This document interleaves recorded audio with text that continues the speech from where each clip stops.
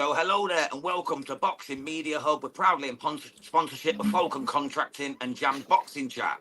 We're here for the Boxing Media Hub's Boxing Hour with myself, Jam, and my main man from Cincinnati, Ohio, Mr. Serhan. How are you, my brother? You good?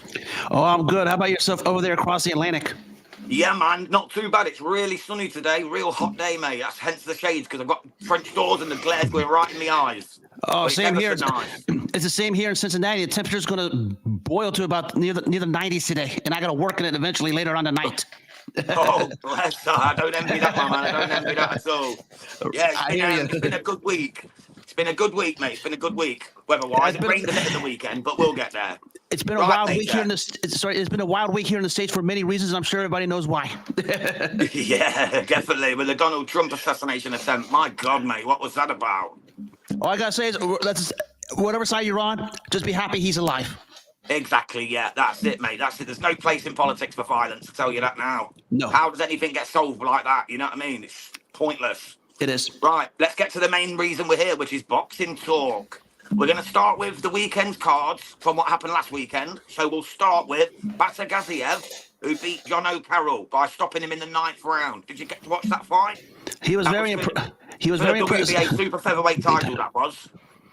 He was very impressive. I've been coming a fan of Batagaziev here in recent fights. Yeah, he looks strong, mate. You should see the state of John O'Carroll's face. His eyes are absolutely smashed in. He's got 2 massive welts on his face. He looks a right mess. And O'Carroll's not an easy guy to beat up like that. No, he's a beast, mate. It's John O'Carroll. He comes to fight. Jab Boxing said, afternoon, lads. Afternoon to you, Jabs. What up, Jab? Thank you for joining. Thank you for joining us, my man. So next up, we have Sky Nicholson, who beat Diana Vargas. That was on points over 10. What did you think to that one?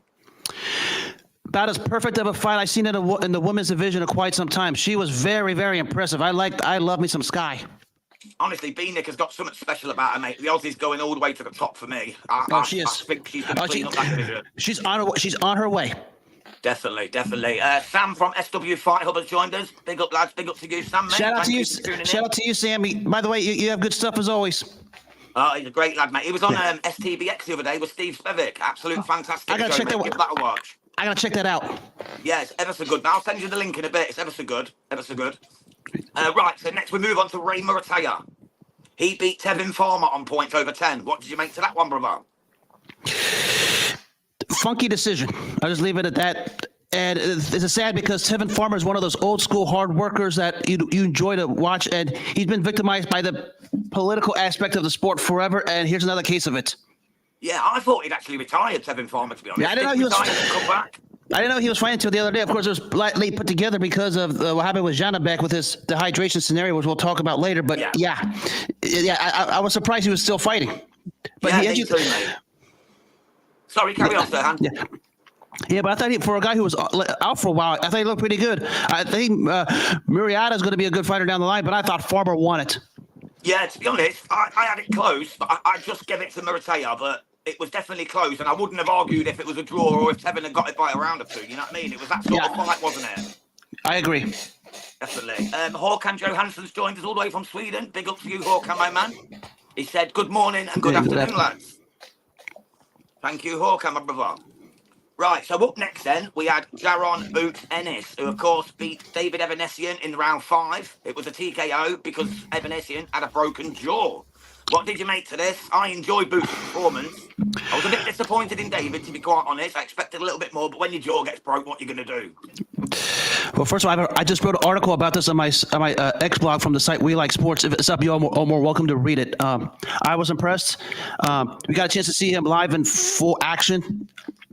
You know, I thought he took some unnecessary shots, though, for a guy who was dominant. But I thought overall he was good. And when it was time to turn it up, he did, and he ended it at the end of between rounds 5 and 6, where he basically said he couldn't go because of the broken jaw. Yeah. But a very stirring performance by Boots. It was. What would you like to see for Boots next?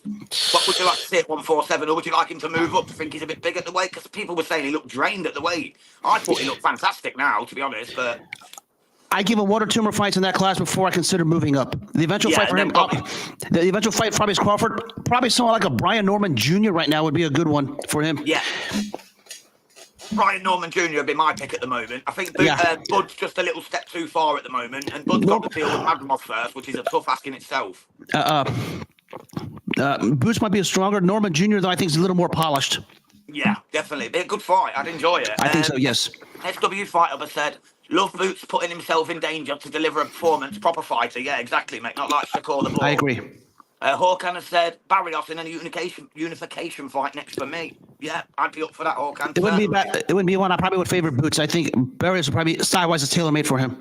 Yeah, I would completely agree with that statement. And he's getting on a bit now, isn't he, Barrios? You know Yes. what I mean? Yeah, he's getting up. He's taking some beatings over the years.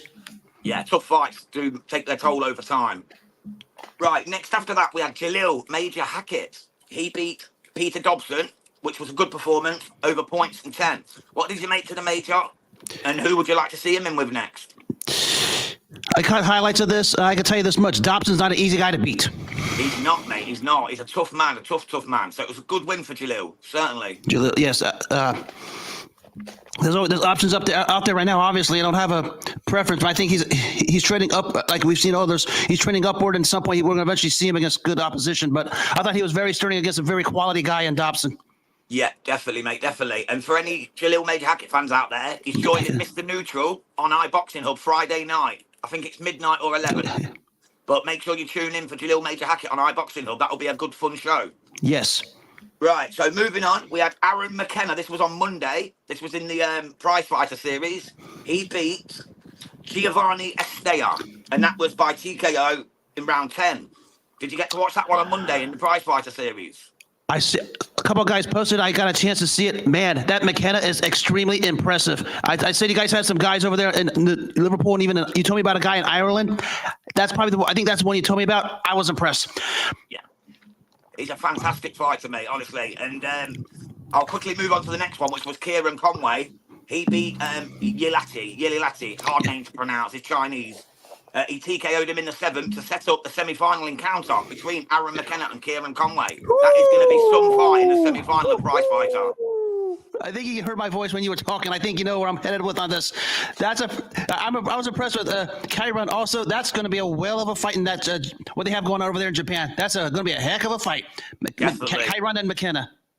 Definitely. SW Fight Hub is pretty much echoing what we've just said. McKenna versus Conway will be a cracker. Yes. Most definitely, Sam, mate. Most definitely. Right, so after that, we had Takasato beat Mark Dickinson. This was also in the Prize Fighter on Monday. That was by points over 10. That one was. Did you get to catch that one? The British lad Mark Dickinson lost. It was disappointing. I hope to see 3 British and Irish through, but unfortunately, it wasn't to be. It was a solid performance overall, but that what they have going on in Japan, it's pretty lit up right now. As you guys said, it's a hell of a cracker over there. It's very lit right now. They're doing something right there with Matchroom in that event in Japan. Very, very nice, very, very eye-opening. And I noticed some of the crowds started getting to it a little bit. Yeah, most certainly. They're starting to turn up in numbers and get a bit activated, aren't they? Yes. It's good to see, mate. It's good to see because Japan, it's a beautiful country with beautiful people. Oh, yes. If they can get a bit of atmosphere going at the fights, mate, it could become the new Vegas, like the hub of boxing. Well, look at what Naoya Inoue did when he beat Louis Neary. Freaking sold out 50-some-odd thousand fans over there. Yeah, that's it, mate. That's it. Jabs has jumped in. He said, really enjoyed all of the prize fighter matches. McKenna is seriously impressive. Conway, fantastic fight. Tough between the two of them. Yeah, that's damn straight, mate. It's going to be a hell of a fight. That's a pick 'em fight. It certainly is, mate. But I'd probably just sway toward Aaron McKenna, but only just because it is a tough ask. Yeah, he's more polished right now of the two, if you ask me. Yeah. So that covers all the weekend's fights that we get to talk about. So now we're going to talk about Oscar De La Hoya refusing to make the Shakur Stevenson versus William Zepeda fight. What's that about? What's he thinking? It'd be a huge fight. Remember how the Canelo Triple G stalled out? Guess who was a promoter of that? Yeah, says it all, doesn't it? But I just don't get why he wouldn't make it. If Shakur really wants it, William Zepeda is the perfect opponent, and then he can go on to Tank or whatever. But Zepeda is ready. That would be a fight for now, you know what I mean? And it's a winnable fight for Zepeda. I believe that, yeah. I've been told that Shakur is going to dominate it, but I don't believe that. I think Zepeda is more than ready for that challenge. And of the two, he's gaining more momentum given what happened to Shakur recently. Yeah, another boring performance. It was a boxing clinic, don't get me wrong, but it wasn't excitement, was it? It doesn't get bums on seats. It wasn't. Tickets. It wasn't. I had an article about him on my We Like Sports site. Also, it's also up on my X platform if you guys want to read it. I'll give that a read later, mate. I read one of yours the other day, actually. I think. Who was it on? Who did you do last week? Did you do an article last week that I read? It was good anyway. Oh, it was the one on the Bam Rodriguez victory over Estrada. That's the one. That's the one I read. Yeah, it was fantastic, mate. Really well written. Really enjoyed it. Cabot Boxing said, "Sweet sugar, Shakur will get his time to shine and shut the haters up. He has got excellent boxing ability and IQ. Needs a 50-50 fight to see the best of him." Yeah, I agree, mate. I was a That part is huge true. Shakur fan. That part is true. We need to see him actually push a little bit. And Yeah, I was a huge fan of his, but he just started to bore me. The last couple of fights, it's just getting boring. It's the same old, same old. Needs something new from him. Needs someone to come and have a crack at him. And now the guy wants to take his fights to X. Yeah, he's just arguing with fans now instead of trying to do it right last year. What do they call him now? Twitterson? Yeah, Shakur Peterson. Yeah. Bloody madness. It's madness. So what do you actually think the real reason De La Hoya won't make this fight? Do you think he's scared to make it, or do you just think he's just being awkward as usual? He is being awkward as usual. I loved him as a fighter.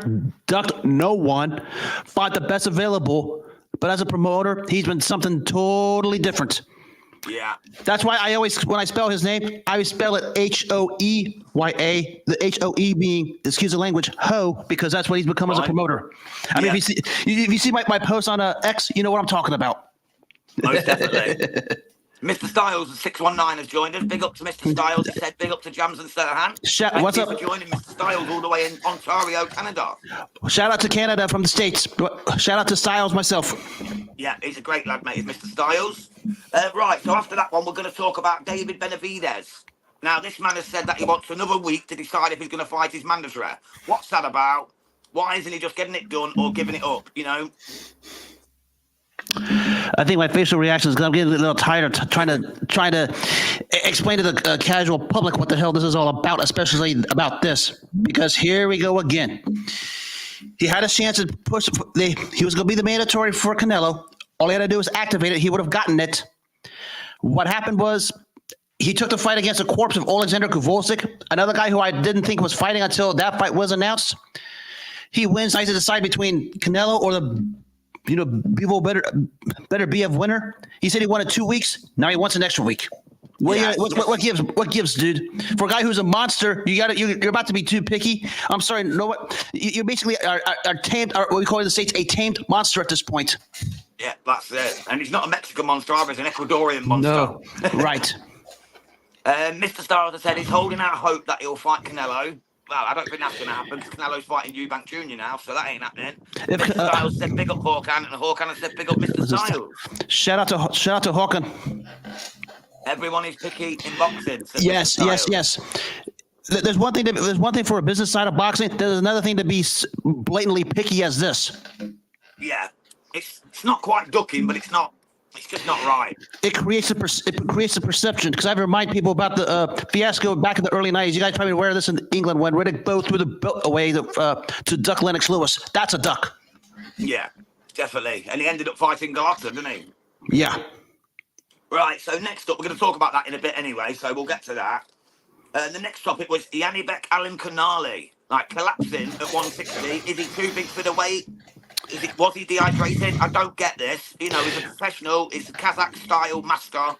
He's had a massive amateur career. He should not be collapsing 2 days before a fight. I just don't get it. At some point, your body is going to change. And he's talking about wanting to stay. I'd be very, very careful if I were him. When you faint trying to cut weight, that's not a healthy thing. We see that we saw the MMA and UFC at times. The same thing happens there where fights had to pull out. I don't know if you remember this when Jake Paul was supposed to fight Hasim Rahman Jr. The commission basically said he can't go because no way Hasim Rahman can Rahman Jr. can weight cut to perform in a healthy fight against Jake Paul, and we saw what happened there. It's very, very dangerous, especially for anyone outside of the heavyweight division when you have to weight cut. I've always said if you're going to lose weight adequately, make sure you're losing weight throughout, not during training camp, but throughout, in between fights. Because if you try to do it last minute, it's not a healthy thing. That's it, mate. And this is what happens when you do that. Do you think he needs to move up to 168 then? But if he does, will he carry enough power? Will he be able to fend off the punches? I'm not so sure. The jury's still out on him, whatever weight class. The jury's still out. I'm a fan of his, but I like to see him. I guess someone who's going to push a little bit. The jury is still out on him. Yeah, completely agree, mate. Completely agree. I love a bit of Yanibet, but again, Same here. I'm worried by this. It's definitely a worry, isn't it? Yes, I agree. Yeah, Mr. Styles has said maybe he had a bad weight cut because it was his first time missing weight. That could be true. That's possible. Sorry, sir. Carry on, brother. To back up what he said, I think he's following up with a similar comment. If this was your first time, probably had a bad mismanaged it along the way, but probably next time he wants to come in, he better manage it a lot better and be more proactive. Yeah, most definitely. Mr. Styles has also said everyone in boxing needs to put up or shut up the hell up. Now, too much talking in boxing, not enough fighting. Yes. There's one thing to hype up a fight. There's one thing to promote a fight, and then there's what we've seen in recent weeks. Yeah, score tweeters and likes. Right. Yes. 100%. Well, we'll leave that one where it's at then. So we'll move on. We're going to go to our little topic of the day, which was the 28-year anniversary of Riddick Bowe versus Andrew Golota up at heavyweight. This was back in 1996. It was called Big Daddy's Home because Riddick Bowe was back in his hometown, Madison Square Garden, New York City. Tell us what you want to talk about on this one, my brother. No, I bring this up because we've had a lot of wild stuff in the sport over the years. I mean, you know it, and I know it, especially your side of the pond, here in the States, wherever. And this one, for anyone who saw this fight, if you didn't see this coming, I don't know what to tell you, because you have both fighters who had very, very controversial and very wild backgrounds. Yeah, I'm going to simulate it each individually. They had good and bad. Let's start with Riddick Bowe. He was an 88 silver medalist, lost to Lennox Lewis in the gold medal round, if you remember. He did win the title in 92 when he beat Holyfield. But he was marred by a bad work ethic, a guy who had to be barred from going to the kitchen.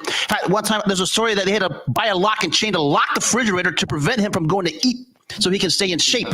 Yeah, wow. Yeah, that's how bad it was. But his controversial side, it's a laundry list. I'm going to hit the high points. Yeah. In 1991, he fought a guy named Elijah Tillery, free TV here in the States. At the end of the first round, he provokes Tillery by blowing him a kiss, and Tillery started throwing kicks at him after the round. Yeah, he kicked him. His manager, Rock Newman, jumps in the ring, bear hugs Tillery, and Bowe and the manager punch him out of the ring.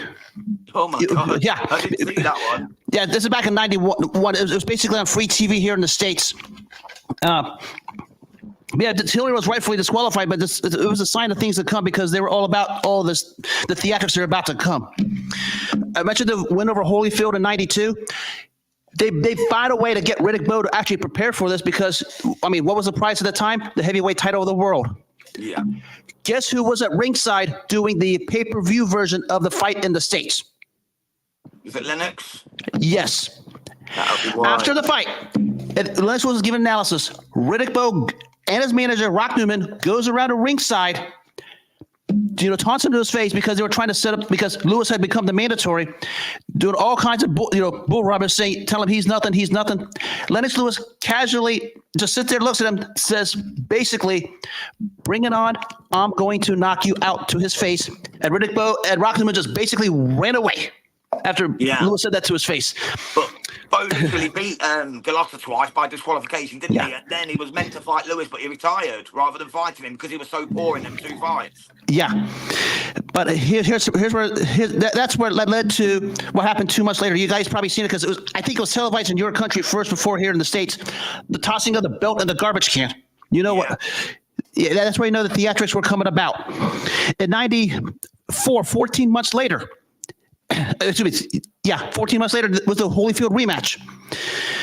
Holyfield's outboxing him. He weighs 247 pounds because his bad habits starting to accrue, as we talked about.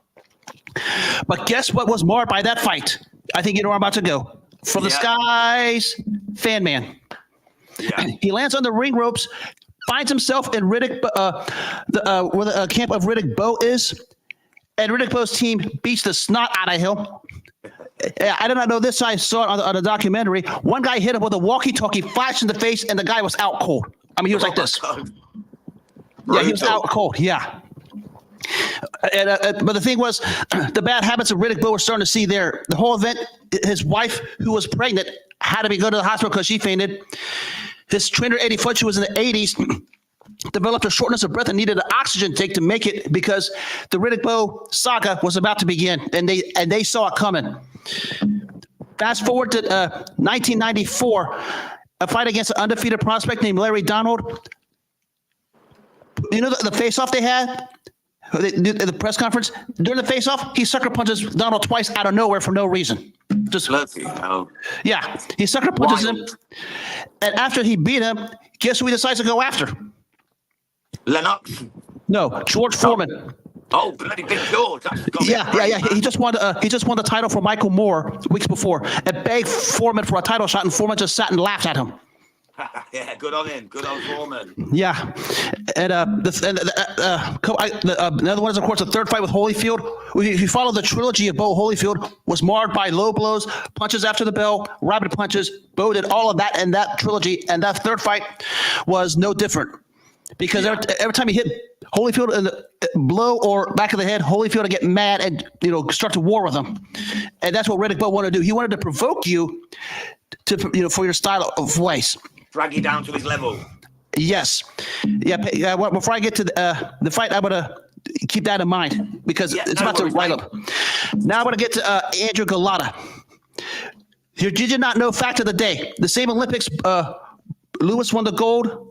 Bo won the silver. Galata won the bronze medal, which was a big deal back then. Yeah. Still is now. Yeah. But bronze at the Olympics is still a massive deal. He was undefeated, but nobody knew about him. A big guy, 6'4", 235, very mobile. Yeah. But he had his own controversial tendencies, which you probably see in the Bo fights we'll get to in a minute. Yeah. A fight here in the States in 1995, he fights a young prospect named Samson Paua, who's beating the snot out of Galata.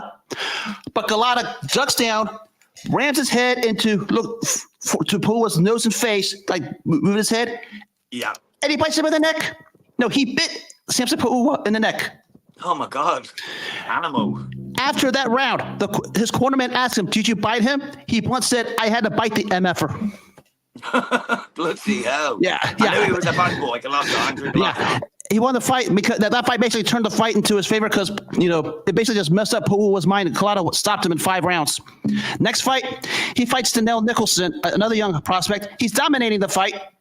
And out of nowhere, because Nicholson wasn't going down, he pulls his head back and headbutts him, Street Fighter headbutt style. Oh, my God. He's a dog, isn't he? He's a dog. Yeah. But mind you, this guy's a street guy from Poland. He escaped Poland because he was involved in a street fight where I guess there was firearms involved. He escaped Poland to escape prosecution. So that's his background. Yeah, he had gang links, didn't he? He had gang links as well. That's the backgrounds of the two fighters. Yeah. Which brings me to this wild night at Madison Square Garden. This was perceived to be a Riddick Bowe tune-up because they were talking about an all-New York showdown with Mike Tyson where he was guaranteed $15 million had he taken care of business. Yeah, he got $2 million for this one, didn't he? Sorry, Riddick Bowe, he got $2 million for this one. Riddick Bowe's bad habits and Andrew Galata's, dirty tactics, it caught up to them in probably one of the most explosive events I've ever witnessed. Yeah. Riddick Bowe came in at 253 pounds. You can tell because his trunks rose up to his freaking pecs. I mean, my goodness. Andrew Galata basically came in with a nothing to lose attitude, and he basically for the first 4 rounds just outboxes the dog crap out of Riddick Bowe. Yeah. But after the 4th round, that's when the fireworks began. He couldn't stop punching low. He just kept hitting him low and low, didn't he? It was getting lower each time as well. It was very strange. It was almost like he was doing it on purpose. How the hell are you going to be doing that when you're basically outboxing the guy? At one point in this fight, his quarterman basically told him no more body punches, just straight head 1-2s to the head. That's all he had to do because he had the fight won. Yeah, but he couldn't stop himself. But then again, also Riddick Bowe had his own dirty fouls, but the referee, because he was from New York, sort of let him get away with it because he was hitting Galata with rapid punches and low blows. Yeah. But I point about what George Foreman said at the fight before the melee happened was Riddick Bowe now knew what it was like to be hit low below the belt as well as the ability and behind the head also because he had his own share of fouls. It's like karma got to Riddick Bowe. Now now we get to the fun part. The last blow, Galata gets DQ'd. It was rightfully so. a riot happens in the ring out of nowhere. There were multiple arrests. And it started with Bo's manager, Rock Newman, one of the most provocable individuals known for confrontation. He stalked Galata, called him out, and then the entire Bo posse just went after him. And the guy I told you, Jason Harris, who hit the fan man with the walkie-talkie, Yeah. he did it to Andrew Galata. What, the same thing? Hit him with a walkie-talkie? Yeah, because he was on a late night show. There's a cut where he had like 30 plus stitches in the back of his head, like this long. He was on some late night show here in the States. Wow. The crazy part was there was no police to stop it at the time because it was revealed that the chief of the New York Police Department was at home and he saw on a timeline a riot took place. So he called a security detail like 15 minutes after. The whole thing was wild. I mean, there's a brawl in the ring, there's a brawl at ringside, there's a brawl at ringside, and nobody was there to stop it. Oh, wow. It's amazing, isn't it? Imagine that nowadays. That'd never happen nowadays, would it? Right. That's probably what happened is you have a lot of preemptive security measures. But when I think of that, but the biggest thing that came out of all of that, even though Riddick Bowe was a winner, rightfully so by disqualification, you could argue he legitimately lost the fight because he got his butt whooped legally and illegally. And basically, everything that happened to him caught up with him on that night. Definitely. And then he had the rematch, and he was supposed to walk through him this time and then go on to fight Lewis. But the rematch, he was just as bad, wasn't he? Yes, and the rematch, here's where his bad habits took over. He went into training camp 283 pounds. Oh, he had to lose 46 pounds just to be able to make himself in fighting weight because he was in fighting shape. He lost 47 pounds in 8 weeks. That can't be healthy for him. Yes, we talk about the Yanabek situation. That's what I'm talking about. It was a case he brought himself down too fine. His trainer Eddie Futch left him, called him a lost cause because of it. And we saw what happened in the second fight. Same thing. Bo got the snot beat out of him. Galata couldn't keep his punches up, and both guys were never the same. Both fights were a case where everybody lost, from Bo to Galata to the fans to the networks. Yeah. Everybody lost both fights because we saw one of the most wild and sad events all the way around. Definitely, mate. Did Galata's manager get arrested? Because a lot of people got arrested after the first fight for the brawl in the ring and outside. Was his manager who hit someone with a walkie-talkie one of them? Yeah. Bo's manager Rock Newman was forced to point him out because he was under investigation. He agreed to cooperate with the police officer. The guy got a 5-year suspended sentence as a result. Lovely. SW Fight Hubs said Serhan on fire is the encyclopedia of boxing. That's what I call Hawkham, but we can call that Serhan too. But yeah, I brought that up because when I think of that particular date in Madison Square Garden, when that comes around, I just think of the wild scene that was. And this was before all the security went into the ring for the Mike Tyson Evander Holyfield ear bite. When Tyson was swinging at the police. This one trumped that. This was before that. And as you know, we've had wild scenes in our sport. Most definitely. Something we don't ever want to see again, but it does let us talk about it. You know what I mean? Yes. Right, next I'm going to talk about Serhan. We'll move on from that one for now. We can always go back to it if we like. Yeah, I said what I had to say. Brilliant, mate. And you covered it fantastically, so thank you for that. We've got Inoue fighting TJ Doheny. Now, I don't get this because his mandatory is Murodjan Akhmadaliev. Why is he not fighting Akhmadaliev? Is he ducking him, or what do you think? I don't know if he's hard for me to say he's ducking someone, just largely because he's one of the top 3 fighters in the world. But I don't have a problem with this because we see him against top guys. As long as he fights MJ next, I'm fine with this. Apparently, it's going to be Sam Goodman next, the Australian. Sam Goodman chickened out the first time when he was offered. Yeah. Especially when you consider what he did after the Neary fight, basically saying, I'm going to take your belts in front of his home country. It was insulting, definitely. But I'd love to see that fight with Akhmadaliev. I think he deserves the fight. And I think Inoue should have stepped up and done it. But we don't know what is going on, what's happening with his management team, his promotional company. There could be something there that's like, he might have crossed a line or two. We don't know, do we? Right. Yeah, we don't know yet. We don't know the details. It's the business side we've talked about several times on our show. Yeah. Mr. Styles 619 says he's got maybe Inoue's management wanted him to take a warm-up fight. Understood. But he's also got a question. I think this is for you, Serhan. He said, I have a question about the infamous ear biting. How was Mike Tyson able to bite Evander's ear if he was wearing a mouth guard? He spat it out, didn't he? A tape delay version of this showed it. In the clinch, out of nowhere, he spat his mouthpiece out and then bit him. But let's remind people, before the third round, he tried to leave his corner without his mouthpiece, and the referee wouldn't allow it. That's what I heard. He didn't have he either spat it out or he didn't put it in or something. Yeah. SW Vital, going back to the Inoue question, he said, I heard MJ wants to fight in Saudi Arabia, whereas Inoue wants to fight in Japan. So personally, he wants to see Inoue at 126 versus Nick Ball and Lopez soon. Yeah, shame, mate. I'd love him to come to Liverpool and fight Nick Ball. Yeah, that'd be a good one. He'll eventually be at 26. Yeah, I can't see him being at 22 much longer. With his power, I think he can handle all the way up to 135, to be honest. Yeah, I think so too. Yeah, definitely. Imagine Inoue Shakur at 135. That'd be a fight, wouldn't it, at lightweight? Fire. Really would. Who would you take in that, Serhan? Right now, I probably would favor Shakur because he's a naturally bigger fighter with bigger gifts. But if Inoue can carry skills to that level, we're having another conversation. Yeah, definitely, mate. I completely agree with that. I'd probably just edge Shakur because we know Inoue can be hit, as we've seen against Lewis Neri when he put him on his bum in the first round. Yes. So we know he can be got at. And Shakur is the most crisp puncher in the game. He might not carry that explosive power like Tank, but if you hit someone in the right spot, they're going down, whether it's got much power on or not. Right. And Shakur could do that to Inoue, but then again, Inoue could easily do it to Shakur. So that's why I'd love to see that one day. Yes, I agree. Mr. Style 619, big up to your brother. He said Shakur versus Inoue would be a great fight. A good fight. At least people wouldn't walk out of that fight. Hells no. After what happened last time, yeah, I see where he's coming from. Yeah, definitely. I've seen so many videos of people fast asleep at watching that fight. Even his own corner was sitting there with their eyes closed and that, like literally nodding off. And people say it's not boring. Right. Yeah, right. So next, we're going to do a little topic here. We're going to do our favourite 5 Olympians to turn professional. So this is not who's the best of all time, because I'm only going on my era, whereas I'm sure Serhan's going from his era. I'm sure he'll have Muhammad Ali and the likes in, whereas I'm just going on my era. So number 5, I've got Oscar De La Hoya. He won the gold in 1992. He's 19. That's why he's known as the Golden Boy. He was a fantastic fighter. We all know what he done. Like you said earlier, he never ducked anyone.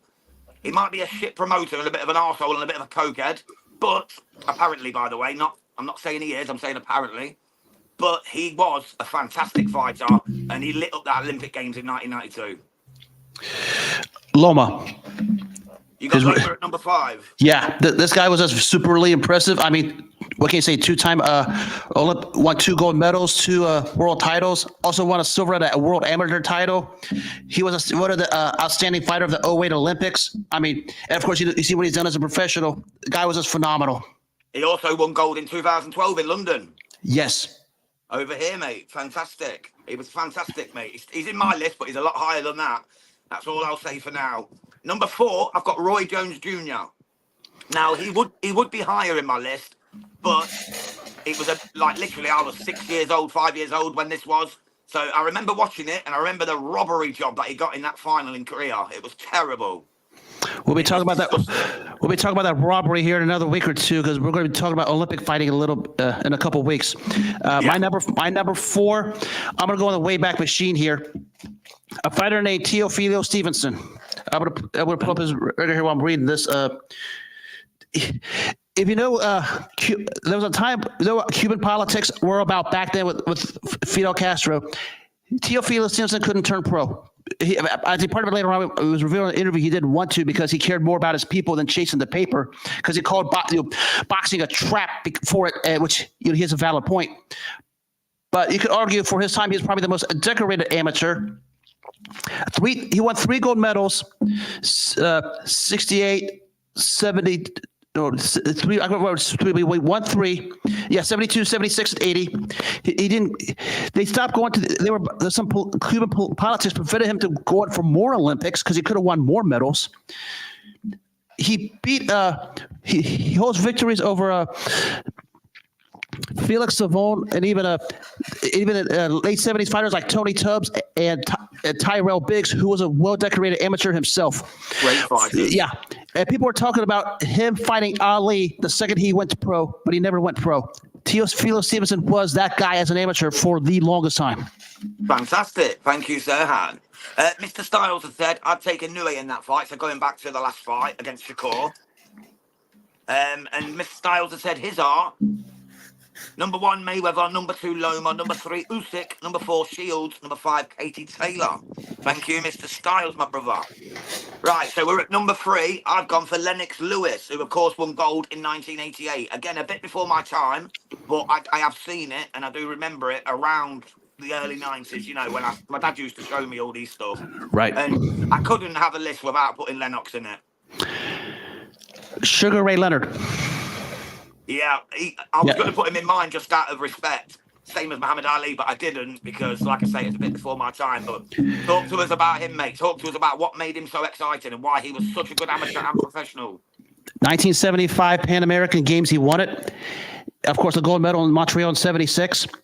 He basically didn't even lose a round during the 76 Olympics. He basically was far and away the number 1 amateur in the world when he won the gold medal. I mean, he won it before my decision, but it's basically he didn't lose a round at all. It was something spectacular, that's for sure. He's my dad's favourite fighter, him and Mike Tyson. Yeah, he was a phenom. This is before we saw him in the pros. He was a phenom in the amateurs. I mean, his trophy case was second to none at the time. Yeah, most definitely. And in terms of the States, arguably the 76 team with him, the Spinks brothers and Howard Davis, widely considered the greatest Olympic team ever assembled. Yeah, Javits said Leonard let his hands fly in them Olympics. Fair play. Oh, yes. I mean, you're talking about 6, 7, 8 punch combinations effortlessly. Yeah, absolutely fantastic fighter. So we're at number 2. For me, I'm going Floyd Mayweather Jr. It was a toss-up between him and my number 1, but I went for number 2 just because when he became Money May, I got a bit bored of him. So that's the only reason he's number 2, not number 1. But wow, wasn't he something special, Floyd Mayweather? I know he only won bronze, didn't he, in 1998? But it was a bit of a dodgy decision, in my opinion. I think he should have won that semi-final and gone through to the gold-silver match. But we'll never know now. Roy Jones. You got Roy Jones. Talk to me about Roy Jones. What did you like about him? And I mean, you saw it as a professional. He was the same way as in the Olympics. I mean, we saw about how Leonard was. Roy Jones was the exact same way, just letting those fists fly. Yeah, definitely. What about in his pro career? What did you like about him there?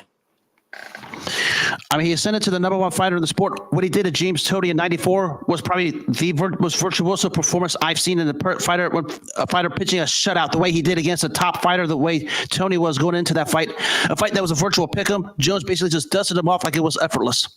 Yeah, completely agree, Matt. Completely agree. It's a shame these greats have to retire, isn't it? To be honest. Yes. Really is. Really is. Right. What's your number 2, Serhan? It was Roy. Sorry, Roy Jones. Sorry. Yeah. So we're on number 1. I'll get there in a second. I'll catch up. Right. My number 1 is Vasily Lomachenko. Now he was an absolutely epic amateur. He had. Where we at? 397 fights, won 396, and only lost one. That is an unbelievable record, and he's not done too bad in the professional game either. 3-division world champion, absolute legend, the Ukrainian. There's not enough superlatives to explain this man. He is a phenomenon. You know what I mean? I know he's took his losses, but look how quickly he stepped up to the level. He's just an absolutely fantastic fighter. He won gold in 2008 and in 2012 in Beijing and London respectively. He's just something very special. He really is. What's your thoughts on Loma? You said it. I mean, we've seen it. I mean, the guys have been they call him the Matrix for a reason, and he showed it. I mean, the way he just dusted off Rigo and Nicholas Walters, making them both quit on the stool in back-to-back fights, and they're nothing to sneeze at. I mean, we saw him. I mean, we did the watch along when he, even on his downturn, find a way to go to Australia and beat down George Kambosos. The guy still can bring it. I mean, he's still a world-class lightweight. You got to give him his due. Most definitely, matey. Most definitely. Just going to run through a couple of comments, then we'll get to your number 1, my brother. Jabit has said he mimicked a rooster to knock Tony down. Yes. What does that mean? I don't understand. What does he mean by that? He did like a taunt, and him and Tony were doing like some taunts out of nowhere. He did the taunt, jumped with the left hook before Tony could pull back. He was so fast and hit him with a hook. Tony wound up on the canvas in the 3rd round. Oh, wow. I've actually watched that fight as well, but I just never cottoned on. That's what he was doing. Yeah, catch it. You'll be amazed. I'll have to watch it again, mate. I obviously weren't paying attention. Jabs has also said not many would touch Roy in his prime. Yeah, that's damn sure, mate. Before I get my number one, I just want to mention you mentioned how Loma's career was. That's how many people in Cuba envisioned Teofilo Stevenson had he decided to turn pro, but because of Cuban politics, he wasn't able to. I think part of it was his own decision, but she would have been like the heavyweight version of Loma had he gone, because he had the distinguished career as an amateur Loma had. And of course, though, just don't cross over into the pro game, right? Like Guillermo Rigondao. Right. He was such a good amateur, but when it comes to the pros, he was a bit sluggish, weren't he? He never really got going to the extent we expected. Right. And of course, my number one is the greatest, Muhammad Ali, 1960 gold medalist. I had a feeling. 1960 gold medalist. I mean, that's what the part nobody talks about with him when he mentioned him as the greatest. Distinguished amateur career, won a couple of world titles, Golden Gloves background himself. When I went to the Ali Center a few years ago, where they had a hallway of his career, his amateur background was second to none. Next time I'll be there, I'll take a picture, show you guys. I mean, his amateur accolades, every bit as great as his professional accolades. Is that in Ohio? Is it? It's just across. It's in Louisville, his hometown. It's like an hour drive from me. Is that Kentucky? Yes. Yeah. Oh, right, yeah. If you go back, mate, please do get some pictures. I will. Come on, that would be fantastic. I would love that, because I'd love to go, but obviously it's too far for me. Actually, this one, not my favorite. I want to give a little history lesson for some of these for amateur pros, because you guys hear about this over there on your side. Well, people should be leaving countries, coming to the States or whatever. I'm going to throw a wild name out there from the 1940s. You talk about how Loma had the career record. I'm going to introduce you to a fighter named Lazo Pap. Back then, southpaws were a dime a dozen. He was a southpaw. He was a 3-time gold medalist. He went through a long period where he was undefeated, wasn't even touched as an amateur, just like Loma was. Yeah, he was the matrix of that time. Of course, it's a whole different dynamic. He was a 3-time Olympic champion. I mentioned 2-time European champion. He lived in Hungary at a time when they were a part of the old Soviet Union. Yeah. Yeah, he started his career undefeated. He holds a victory over the Great Dick Tiger. Was supposed to fight for a world title here in the States, but because of how the Soviet Union was when he was in Hungary, when the political and the government aspect basically said he can't, and he was forced to retire because it was basically heartbroken. Oh, that's a shame. What a waste of a great talent. I'm just going to run through a couple of comments here, but before we carry on. Jabs has said virtually undefeated amateur boxing beauty. He's talking about Vasily Lomachenko, of course. Oh, he was. Yeah. Sorry, Serhan, 1 second, mate. Jabs has said started boxing all because someone stole his bike and a policeman took him to the boxing gym. Imagine. It's amazing if that never happened. He's referencing Ali. Yeah, absolute gentleman. And it's so sad he's gone. So R.I.P. to Muhammad, of course. Mr. Styles 619, Muhammad Ali was one of the greatest both in and out of the ring. Exactly, mate. My sentiments exactly. Thank you, Mr. Styles, brother. Right. I was going to give a special mention to a couple of other Olympians. You got AJ, of course, won gold. Clarissa Shields, she deserves a shout out. She was great. She was great. Both Shields and Taylor were great as amateurs. Definitely, mate. So they deserved a quick shout out. Mark Breland, who at one point was perhaps the most decorated American amateur, would be one for me. You mentioned Floyd was a good one. Yeah. I'm going to throw a name I think you guys have heard of in the cruiserweight division, Vasily Girov. That name doesn't ring a bell to me. He represented Kazakhstan in this Olympics, won the gold beating Antonio Tarver. He was a cruiserweight champ at one point. You know, he beat Arthur Williams for the title. Had a classic fight in 2003 against James Toney. You guys should be able to watch it. He was very sound for basically a bigger version of what Loma was for a cruiserweight. The problem was he was basically a plotter at one point to where he was tailor-made for a guy like James Toney. But very sound pro fighter, but a very distinguished amateur career. I'll have a look for him later on YouTube, mate. Thank you for that, Serhan. Alexander Gavodzik. Sorry, that's a tongueful. Yeah, that's a good one. A good amateur as well. He was a very good Olympian amateur from the Ukraine. So another one. You know what I mean? There's loads. We could go through hundreds, to be honest. Audley Harrison, as says Jabbit Boxing. Audley Harrison deserves a shout out, 100%, mate. Yeah, his professional career might have been a piece of crap, but his amateur, he was fantastic. It says a shout out to he saved Great Britain boxing, winning that gold at the Olympics. Since then, we've had many more. many more medalists. Yeah, but I'll tell you what though, this is what worries me. At the Vegas games this time, it's going to be the Paris games this time. We've got boxing, but in the Vegas one in 4 years' time, there's going to be no boxing. That's got to be overturned. Breaks my heart. That's terrible. It's the only reason I even watch the Olympics is for the boxing, and they're saying at the Vegas games in 4 years' time, there's going to be no boxing. Right. That's sad. Hawk kind of said Olympics in Paris, super heavyweights will be interesting with I can't say his name, Jalolov. Yeah. Kunbakayev. Teixeira. Ori. Yeah, Ori. Delicious Ori. Delicious Ori is a very good prospect. Yes, I like Abdullayev, who's a good one, and Edwards is a pretty good one too. Yeah, definitely. Thank you for clearing that up, mate. I got all tongue twisted. I couldn't get the bloody words out. I hear you. Thank you, Hawkham, for the comment. Right, so we're done with the Olympics for now then. We're going to move on to the fights that are coming up this weekend. What I'll do is I'll read them out and you just tell me what you think of the fight and who you think's going to win, Serhan. Just going to go through this comment. It's shocking. So many start boxing dreaming of that moment. Shocking decision. I couldn't agree more, Jabs, mate. Taking boxing away from the Olympics, you might as well just cancel the Olympics, in my opinion. I like the 100 metres. I watched a couple of the other events, but it's all about the boxing. It was already getting too small. They barely showed it on TV. And now to take it away, it's disgusting. Every kid who boxes dreams about going to the Olympics and winning that medal. To take that dream away from so many people is disgusting. It really is. It's the worst decision I've ever heard in my entire life. I think it's an outrage. They've put golf into the Olympics and bloody tennis, but they're taking away boxing. Get a grip, mate. They were even talking about American football in the Olympics at one point. I'm like, where are we going with this? Exactly. I think only 2 countries even play the sport. You know what I mean? Pointless. Right. That's America and Canada for the most part. Yeah, exactly, mate. Yeah, North America, definitely. Right, let's move on to this coming up fight. I know this one's a joke, but I have to mention it. Jake Paul against Platinum Mike Perry. Says it all.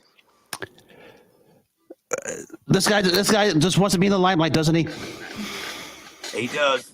You know, Mike Perry, the last time he boxed Serhan was in 2015, and he lost it by KO in the 4th round. How was he fighting? Mind you, look who he's fighting. I mean, the guy at least has some form of a fighting background. You got to give him that. Yeah, bare knuckle and MMA. He's very good. Yeah, and he's up for this fight. He's really giving it to Jake Paul in the comments and that, like what I've seen. Yes. Really wants a piece of him, mate. He had a background in his neck. Did you see it? Where Jake Paul's face all smashed in.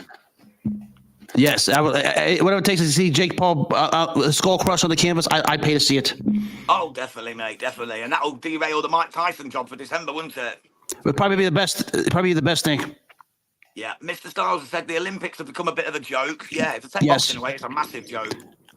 Jabs has said that may be a year up for what it's worth. Mike Perry is a tough man. Yeah, definitely, mate. He really is. I want to piggyback on what Styles said about the Olympics being a joke.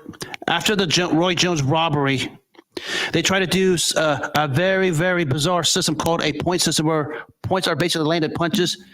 Not even that was done well either. I mean, it went from if you find a way to go from bad to worse, they did it because I can point to a couple robberies that took place there. You mentioned the Floyd fight. Antonio Tarver being robbed against Vasily Jirov is another. So I could go on and on, but that whole system was just absolutely rotten to the core. And of course, as you and I talked about last week with the Jones Olympics, he tried even though the evidence was there that it was corrupt. Even though he tried everything, he did everything could have overturned the result. The freaking IOC, whoever the hell they're called, basically said we're not doing it. He tried for years, even though everybody knew it. They tried to use every excuse in the book to defend the decision, and they still do to this day. The worst part is the judges are not qualified in any way. They're not professional boxing judges, a lot of them. A lot of them are just literally just IOC committee members. It is. I mean, it was revealed. It was revealed in the Jones loss. Yeah, 2 of them had never actually watched a boxing match or officiated any kind of boxing before. That's just crazy. Why are they even sitting there? You know what I mean? Exactly. Might as well grab 2 guys off the street to probably do a better job. Yes. It was crazy. Where are we? Mr. Styles. He's a more experienced and current fighter than any of fighters Paul's faced recently. Yeah. Mike Perry can bang, mate. He can bang, but he can't box. The problem is boxing. He's had 1 boxing match, and it was 9 hits, and he lost. So he's I mean, not if a boxer. if you're losing if you're losing no disrespect to Tommy Fury, but if you're losing to him, you might as well not even try it. I mean, Exactly. I don't mean against the Furies because I'm a fan of him and of Fury, him and even Tyson Fury for all the shenanigans they like to pull. But still, I mean, he basically revealed that night why Jake Paul can't cut it in the sport. Exactly, mate. Exactly. Right. So we'll move on from Jake Paul. I'm taking you're taking Mike Perry to win, or you're going for Jake win. Who do you think's going to win? I'm pulling for Mike Perry. Good lad. Okay, so next we've got Nathan Heaney versus Brad Pauls 2, the rematch. This was a cracking fight first time around. It's on the Magnificent 7 card coming up. Who do you think wins this one, Serhan? Nathan won the first time, didn't he? It was a draw in the end, mate. I think Nathan wins this one. I've seen both guys; they both can bang, but I like Nathan a little bit more. Yeah. A lot of people think Heaney's going to come better this time because Brad Pauls was supposed to lose the first one, but he came stacked and he had a right good go. But Heaney is the more complete fighter. If you go through their boxing resumes, Heaney's fought at a higher level. But Yes. Brad Pauls comes to fight, mate, and he can bang. Yes. I'm going to go Brad Pauls on points. Yeah, I think it's a pick 'em fight. Yeah, definitely. It really is, mate. It really is. Mr. Styles is saying Perry. And he said Nathan Hitman Heaney all the way. So he thinks Heaney's going to pull this one off. Yes. Thank you, Mr. Styles. Right. We've got Junto Nakatani. He's an absolutely fantastic fighter out of Japan. I like him. I like me some Nakatone, yes. He's a brilliant fighter. And he's fighting Astrolabia. I don't know much about his opponent, but I'm assuming we're all going to go to say that Nakatani's going to come out and smoke people. Probably a showcase for him as you know, that's what they do in the sport. Yeah. Junto is already in the pound-for-pound top 10 in most people's eyes, you know what I mean? Yes. For me, he's just outside the top 10, but I get why people have him in there, of course. But I think he's going to put on a boxing clinic and he's going to destroy this guy who, to be honest with you, I've never really heard of. Not much anyway. I've heard the name, but I don't know much about him. Me neither. Mr. Styles, just like we said, Junto Nakatani wins, of course, mate. He's the real deal. Yeah, like I say, mate, most people's pound-for-pound top 10. You know what I mean? Yes. Yeah, he's there. Him. Right, the next is a big friend of the channel. He's part of the Boxing Media Hub family. We absolutely adore the man. He's a genuine gentleman and a fantastic fighter. It's Mr. Flash Ashley Lane against Andrew Kane. Yeah, big. That's big hype over there on your side of the Atlantic. A lot of hype about that one. I'm probably going to lean toward Lane, but another pick'em fight. But yeah, that's getting a lot of buzz on your side of the Atlantic. It really is, mate. Yeah, especially after the presser as well today.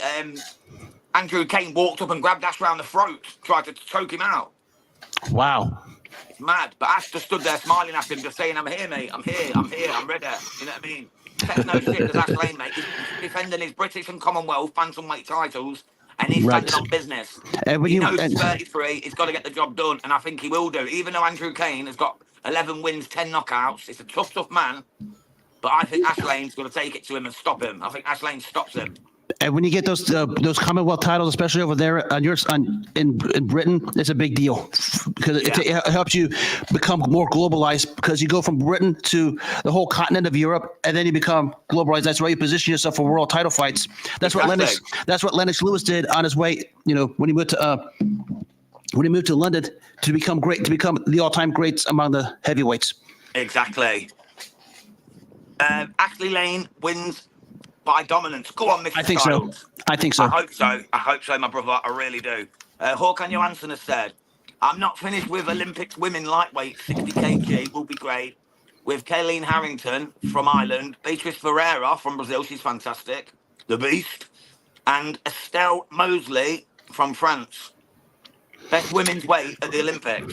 Yeah, thank you, Håkan, mate. I like me some Ferreira, and I've heard about Harrington. Yeah, the beast Ferreira is a fantastic fighter. She really is. Mr. Styles has said all those fighters are the future of that division, Håkan. Yeah, completely agree. I agree. Definitely. Yeah, the women's division is getting real deep all over the last few years. It certainly is, mate. It certainly is. It's getting more popular by the day, which is good to see. They deserve it. They fight just like the men. They put their lives on the line just the same. I agree. Right, next, we'll try and wrap these up quick now because we've only got 5 minutes left, Serhan. We've got Solomon Dakares against Michael Webster. Who do you think? Dakares. I haven't seen much of Webster in recent fights, but I probably go a little lean Dakares. I like him. Yeah, I'm with you, mate. Solomon Dakares. I think by stoppage, probably around 6, something like that. Kelly Harrington won Olympics in Tokyo. Yeah, she's Yes. a fantastic fighter. And Mr. Dacres. Styles is saying Solomon Dacres. Yeah, So we're all in agreement. I've seen Dacres a couple times. I like him. Yeah, he's a big, strong unit. Right, we've got Ezra Taylor from Nottingham. He's fighting Carlos Lamela. Who do you think on that one? I have what was the first name again? Ezra Taylor. Yeah, that's what I was going to lean toward. Yeah, he's a big, strong lad from Nottingham. Yeah, it's local to me. He just lives not far. He's a great fighter. Definitely Yes. going to take this. We've got Zach Parker. We all know what a talent he is. And he's fighting Jack Armfield. What do you think to that one? Give me Zach Parker. Yeah, 100%, mate. He's a talent, isn't he? Zach Parker. Really is. Yes. We've got Owen Cooper against Echo Esserman. This is a tough one for me because I love Echo Esserman, but Owen Cooper's a decent fighter, so I'm torn on this one. If you ask me today, I'm going Cooper. If you ask me tomorrow, I'll give you a different answer. Yeah, I'm probably the same, mate. That's exactly how I feel, brother. Mr. Styles has said Taylor and Parker. Yeah, facts, brother. Next up, we've got Amanda Serrano against Stevie Morgan. Give me Serrano. Oh, 100%, bro. Miss Serrano's going to smash it up. She should be headlining that show, not bloody Jake Paul and that clown. You know what I mean? Right. Too right. Mr. Styles has said Owen Cooper for me. Sorry, did you hear that? Oh, my dog's sneezing. He's just about blew his head off. Bloody hell. And he's also gone Serrano. So, Mr. Styles, me and you, Serhan, are all agreeing, mate. We're in unity right now. We're all united. That's it, mate. That's it. As long as it's not Manchester United, I'm all good. Right, we've got Shadisha Green. She's fighting Natasha Spence, the Canadian. So Mr. Styles might know a bit more about her than we do. Who are you picking on that? Shady Green or Natasha Spence? Give me Green. Yeah, Shady Green. I'd have to agree. I like Shady. I do, mate. She had that one bad performance over in the UK, didn't she? But other than that, she's been fantastic. She trains at the same gym. Well, I don't know if she trains at the same gym, but she works out with Clarissa Shields a lot. So she's obviously learning some good techniques and whatnot. Well, we learn from the Guat. You're going to learn a lot. Exactly, mate. Exactly. Mr. Styles has obviously gone for his country girl. He's gone for Spence, the Canadian. So big up to you, Mr. Styles. Right, this is the last fight of the night. We've got Ashton Silve, who's fighting Lucas Bardi. What do you think of that one? Give me Silv. Again, ask me tomorrow. Give me something different. But I like some Silv. Yeah, he's a very, very good talent, mate. He's young. I think he's only he's 22 or something. Don't quote me on that, 22, 23. Yeah. He's definitely going places, mate. He's going places. Håkan Johansson has said Shady Green stoppage round 3. Round 2. Fair play, Håkan. And Mr. Styles has gone for Ashton, of course. Yeah, I'm going to enjoy that, mate. I'm going to enjoy that fight. It's going to be fun. Well, that's all the fights covered, mate. So we've got 2 minutes left. If there's anything you want to get off your chest, Serhan, let me have it, brother. Memo to Tank Davis. You're not worth $40 million. and 2 Ferraris in a Lambo. Right.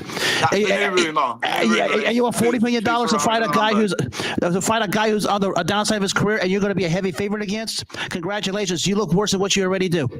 Exactly, mate. Exactly. He's just pushing his luck, innit? He's either scared of Loma or he's just pushing his luck to see what he can get out of Turkey Al Sheikh. Probably.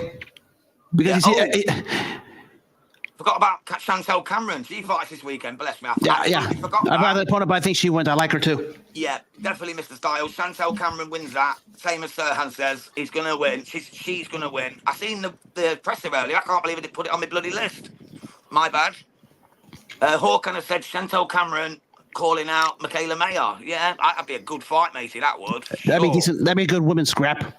It really would. Jabit said agreed 40 million to fight Loma. He made 10 million against Garcia. Not having that.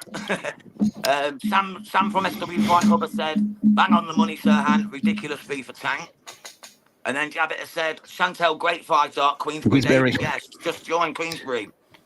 They're doing some nice stuff with Queensbury, I'll tell you that much. Yeah, definitely, mate. He's just stole another one from Premier Boxing Champions as well, hasn't he? Yeah. Can't think of the bloody name off the top of my head at the moment. What SW Fight Hub said, yeah, definitely Jabs. Right, well, that's pretty much it for today, Serhan. That's episode 6 of Jam and Serhan's Boxing Media Hub Boxing Hour completed. Thank every single one of you in the comments, everyone who tuned in. We really appreciate y'all. We'll hope you join us next week at the same time. It'll be Thursday, 5 p.m. UK, 12 p.m. Eastern Time USA. We hope you enjoyed the show. Serhan, my brother, I shall see you next week. Absolutely. You stay blessed, my man. Same Everyone with take you. care, and God bless to one another.